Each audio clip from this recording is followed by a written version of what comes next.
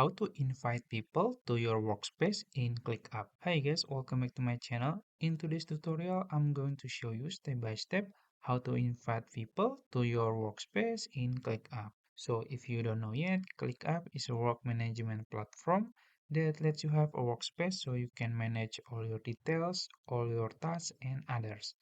So first you can open your ClickUp dashboard and then you can go to your left side to this sidebar here and you will find invite option here on the bottom left corner, and then you can just put their email. You can invite some people at once, so and then you can see there is an option to invite as for roles: member, limited member, guest and admin. So you can see there are the description.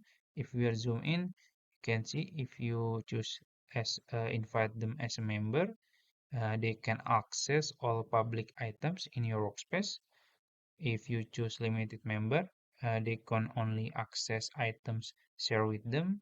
And then if you invite them as a guest, they cannot use all feature or be added to space, can only access items shared with them. And then if you are invite them as an admin, they can manage space, people, billing, and other workspace settings. So, and also you can add custom role if you want, but you have to upgrade to business plan.